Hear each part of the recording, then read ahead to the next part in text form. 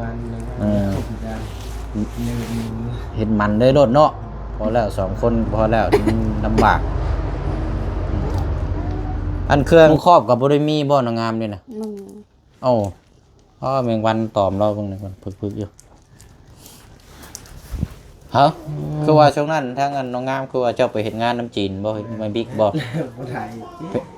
เฮ็ดกันฮอดเดือนพุ่นยังบ่ได้เลยเฮ็ดงานนำเพิ่นเดือนนึง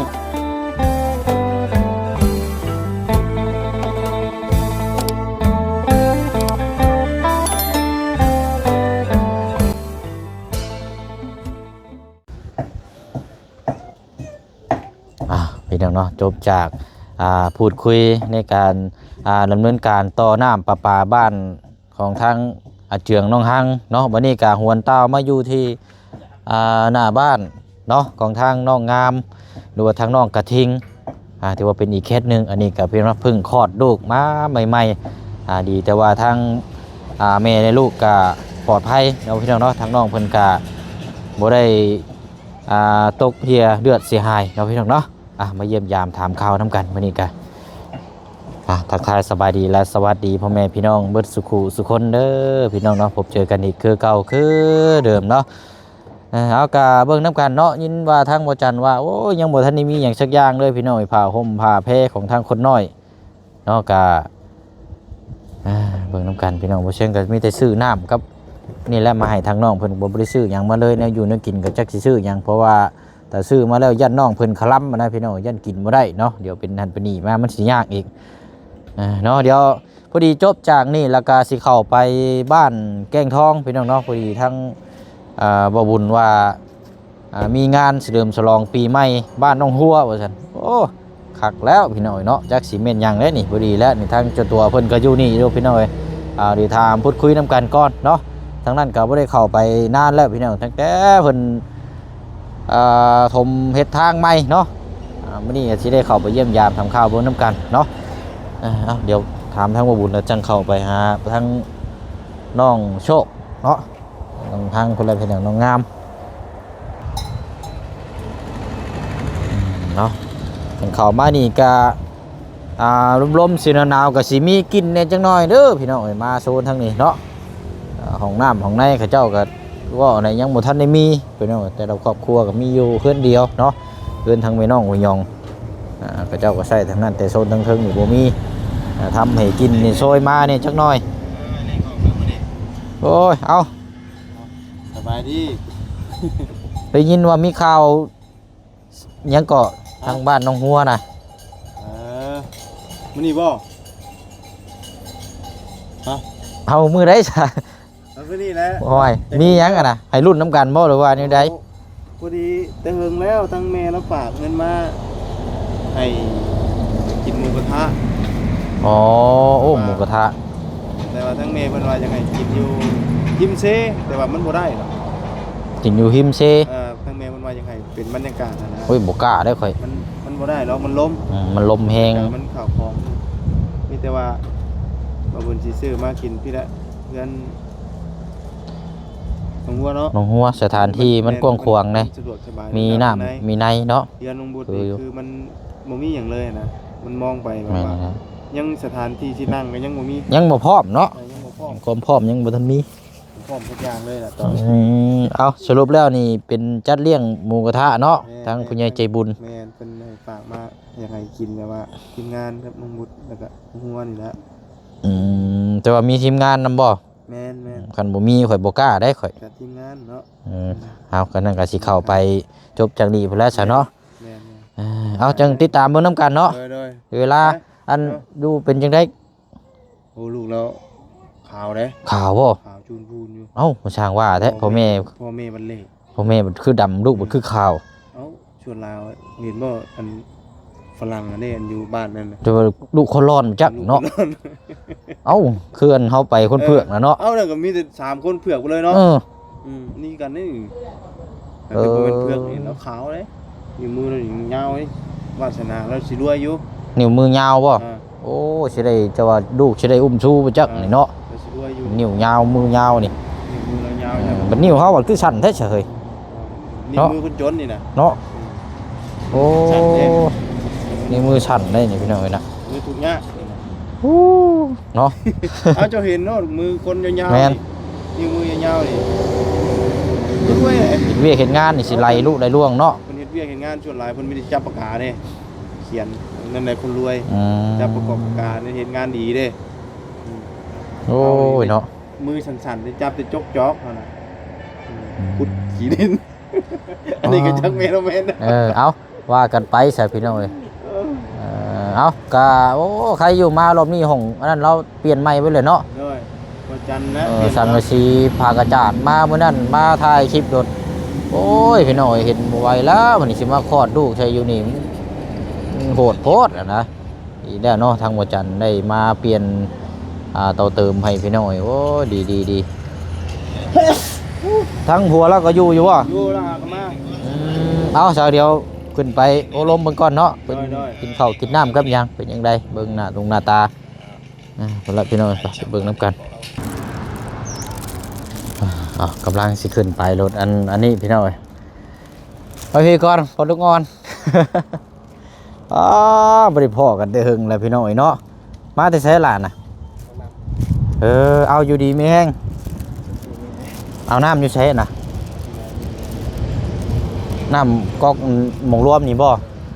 อ๋อน้ำกินบ่คือน้ำใส่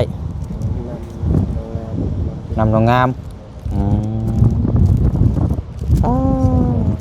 เดี๋ยวเอาหากะมาฮอดอ้ายกับพอดีแล้วจะอยู่กับเลยสิถามน้ำกันเนาะคลอดได้จังมือแล้วเป็นยังไงแข็งแรงดีอยู่บ่เนาะ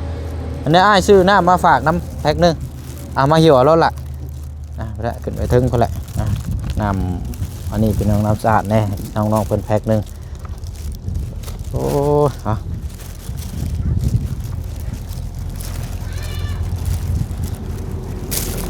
อันนี้ก็เฮ็ดเวียกตลอดได้นี่เป็นประยุทธ์ได้นี่ก็ฮึบ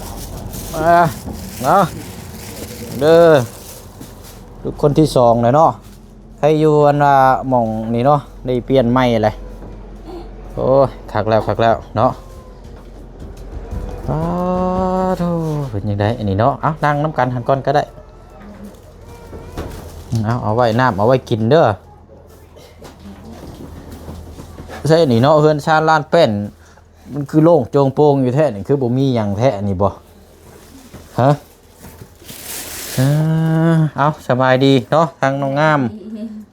เป็นนี่เด้อเนาะผู้บ่าวนี่เด้สบายดีก่อนมันยังหน้าคือขาวกว่าต้นอยู่แท้เอามาแล้วกันฮะสบายดีก่อนนี่คนมีขนมได้นี่สบายดีก่อนเร็วสบายดีเด้อเอาขนมอะไรอันมันดิ่นข้างนอกก่อนเด้อ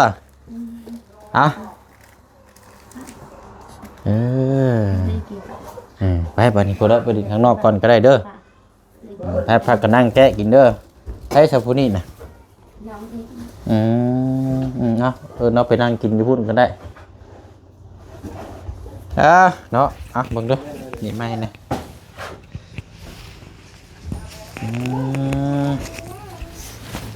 นั่งดูหันแหละเนาะมันจึงได้อันนี้คือข่าวแท้นี่เนาะว้า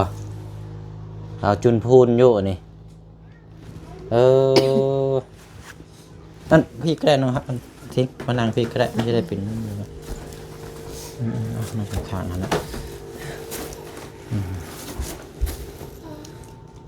กอดอะไรจังมือแล้วนี่อาทิตย์นึงได้อาทิตย์นึงแล้วบ่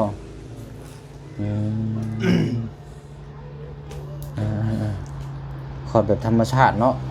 อันอยู่นี่บ่คอดนะอยู่ห้องหมอเอาอยู่ห้องหมอบ่อ๋อ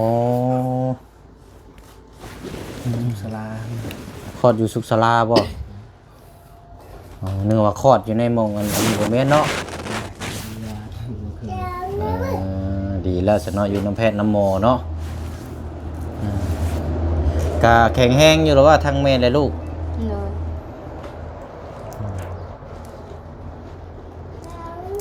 ผู้ชายอีกเนาะมาแต่ผู้ชายแท้เนาะพอแล้ววันนี้เด้อไปฉีดยาคุ้มวันนี้เด้อ2คน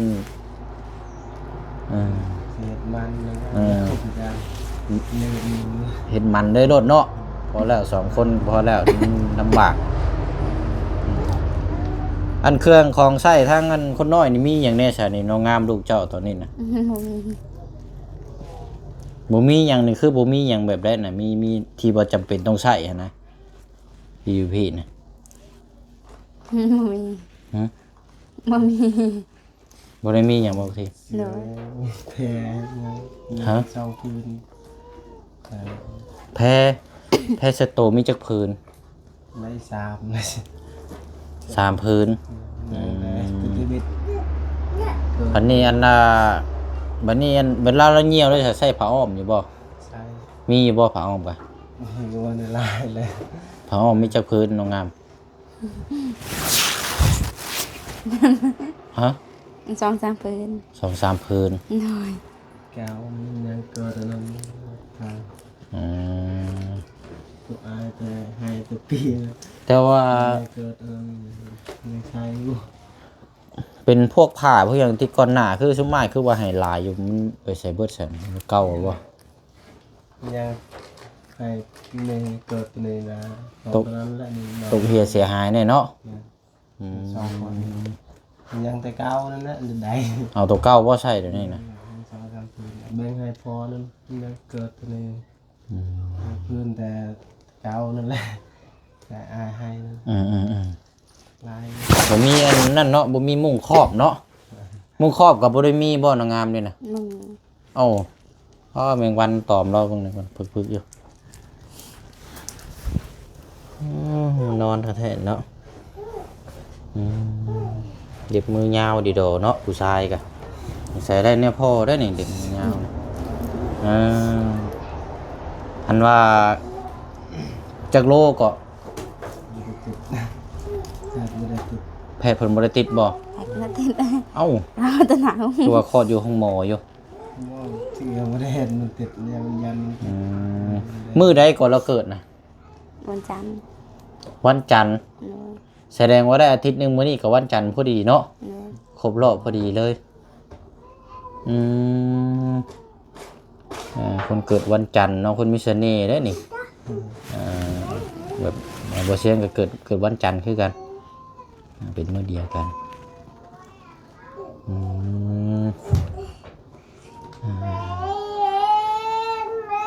เดี๋ยวเสียงลังบอกเราอยู่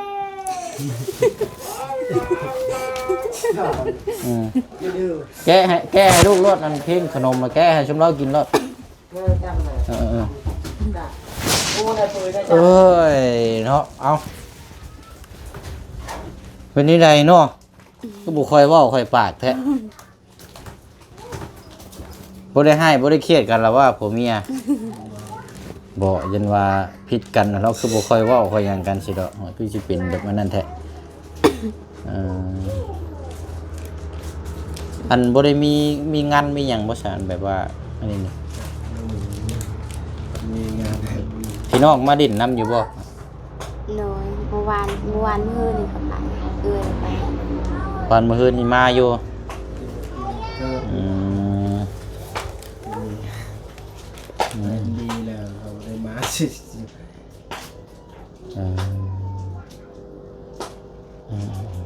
เนาะ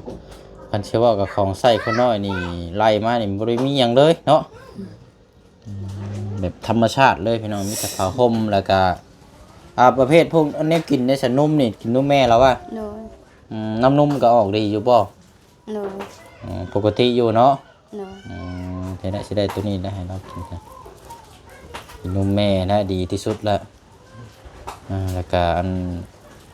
มุ้งครอบเนาะเป็นผ้าอ้อมหรือว่าเป็นพวกของใช้เด็กน้อยขาดหมดเลย เวลานอนนี่นอนไปแนวได้อีนี่บอกไปที เป็นโมที่นี่ เป็นหัวคือพี่บ่ โดย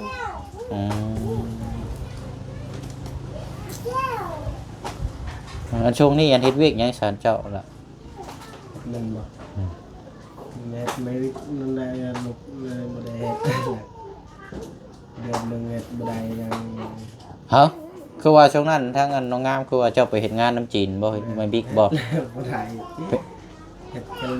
ฮอดเดือนพุ่นยังบ่ได้เลย เฮ็ดงานนำเพิ่นน่ะเดือนหนึงเฮ็ดได้เดือนหนึงแล้วบ่ได้เงิน บ่ได้ เอ้าเป็นนี่ได้คือว่าบ่ได้นะ บ่ได้เลยเฮ็ดชื่อจักเฮ็ดตัด ลาวเลยไอ้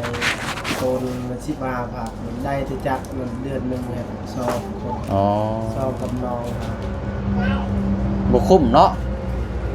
ก็เลย ลานยังบ่ได้ยัง ก็เลยบ่ได้ใช่มันก็ได้บ่เฮ็ดบัดนี้เนาะมันบ่คุ้มเนาะ ต่อตัวเอง โอ้ ได้ใครเป็นคนมันนี่ได้คนมันเอง อืม แต่แชร์มันนี่ดีคอน อืม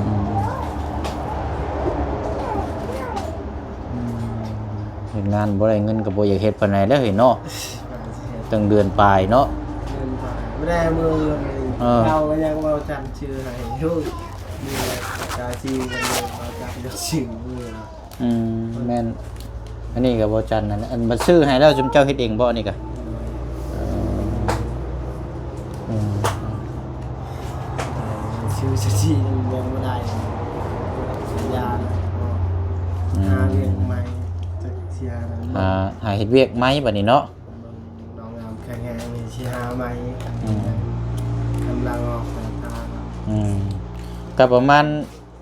อาทิตย์2อาทิตย์เนาะแล้วก็นั่นแหละแข็งแรงอยู่แล้วว่าเจ้าก็บ่ล่ะ เบิ่งแข็งแรงชีหาใหม่ สิแข็งแรงอยู่ดอกเนาะยิ้มเก่งอยู่เนาะ หาอยู่หากินเนาะเด้อตกกลางค่ำกลางคืนมื้อนี้เราให้อยู่บ่ บ่ได้ให้ บ่ได้ให้บ่ โดย เรียนง่ายอยู่ดอกเนาะ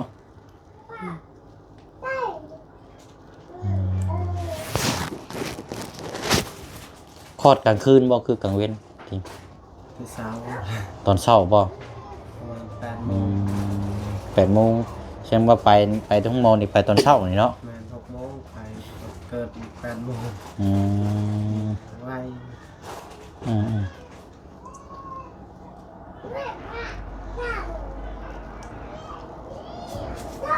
เนาะได้ชนะบัดนี้ก็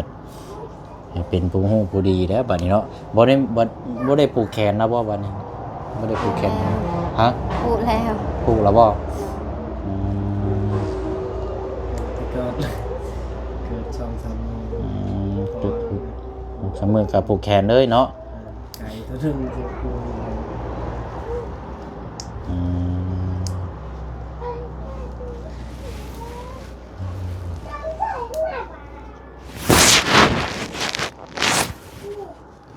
ปึ้งอยู่เนาะพาเฮือนกันพี่สดเนาะ น้ำ มันถึงน้ำเนาะมันสาดมันยังเปลี่ยน ไวเลยถึงน้ำเนาะ ไม่อัดได้ล่ะมันบ่ดีดอกถึงคงไม่อัดเนี่ยแต่ถึงน้ำเนี่ยอะไรกาวบ่อยู่หรอกมันผุพังไปแล้วมันเปื่อยนะครับมันเป็นไม้กระดาษเด้ ไม่ยุ่งเท่าไหร่ ไม่บิ๊กมันชมเจ้าตัดนั่นแหละแต่ว่าเขาไปแปรรูปเขาไปอันนี้มาเด้มันก็เลยอันนี้ถึงน้ำก็เปื่อยไว้ไม้พวกนี้ 2 ปีแล้วจะ 2 ปีปลายแล้วก็ธรรมดาแล้วมันสาดเจ้าว่าเจ้ามือเนาะผ้าคนกับบุติแล้ว ได้ถึงน้ำธรรมดา ชื่อนี่ได้ก็บัดนี่ตั้งชื่อให้ลูกนะบ่มีชื่อแล้วบ่ยังบ่มีชื่ออยู่เนาะ โดย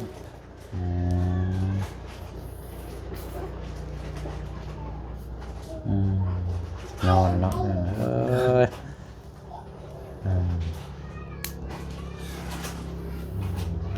ข้าวกินน้ำเนาะบัดใหญ่จังน้อยพุ่นแหละแต่ว่าป้อนข้าวแล้วบ่นี่ ยัง ยังบ่กินนมก่อนเนาะ โดย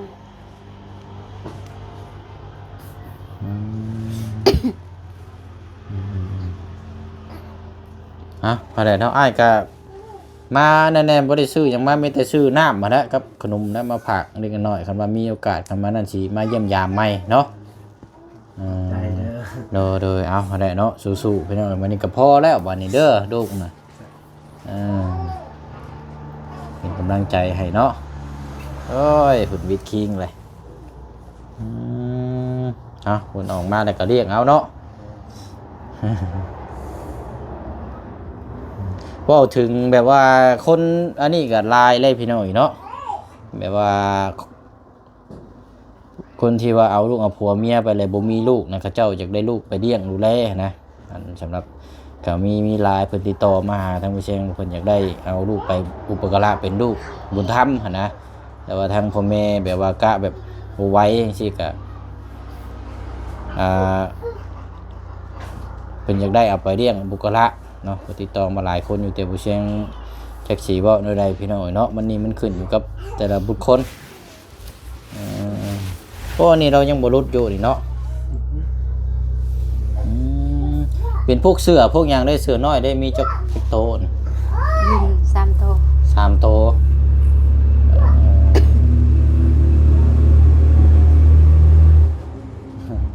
เหี่ยวและหายวิกคิงเอาใส่เด้อแข็งแห้งทั้งแม่และลูกเนาะเดี๋ยวไปเช็คเดินทางไปเวียกโตอีกคอนเด้อโดยเอาทางน้องงามเด้อดีแล้ววันนี้เนาะ เข้าใจแล้วล่ะฮะ อันน่ะแข็งแห้งทั้งแม่และลูกเลยเนาะอ่ะเหี่ยวแล้วหาเปื้อนนั่นหาเปลี่ยนตูดให้เราลดวิกคิงกันนี่เหี่ยวพงแล้วกันนี่ฮะไปเอาละพี่น้อยเนาะเยี่ยมยามทำข้าวน้ำกันเนาะตื่นนอนแล้วเหี่ยวให้แล้วบาน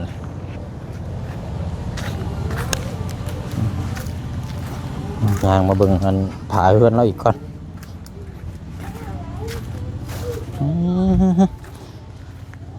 หน่อยอำยางอยู่นี่ปานอันนี้พี่น้องเอ้ยเป็นเส้นอยู่ทำไมอัดนี่เนาะพูดว่ากันอยู่ในร่มได้ยังในสีโอเคอยู่พี่น้องใหม่พวกนี้พายุออกนอกแดดได้ว่าเป็นผลศาสตร์ผลอย่างเซฟเบปซี่นี่เนาะโอ้บ่เป็นตาได้แบบนี้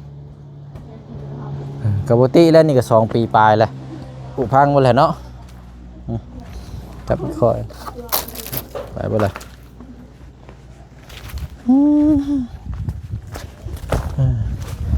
ไปนั่นนะพี่น้อยจังว่ามาเยี่ยมมายามมาอีกเนาะมื้อนี้ก็เยี่ยมยามถามข้าวน้ำกันเนาะแต่ว่าทางน้องๆเพิ่นคือผู้งามก็บ่ค่อยเว้าพี่น้องเอ้ยจังแนวใดเนาะเว้าบ่ค่อยเป็นบ่ได้ว่าอายก็งงอยู่บัดนี้เนาะมารอบนี้บ่เว้าเลยโอ้ยเนาะมันยากเลยพี่น้องเนาะเจอแบบซี่นี่หงายท้องเราได้ค่อยไปเอาละพี่น้องเนาะไปเยี่ยมยามทำข้าวน้ำกันเนาะจังว่าจังคุยน้ำกันเดินทางไปต่อก่อนบัดนี้พุ่นละเข้าไปบ้าน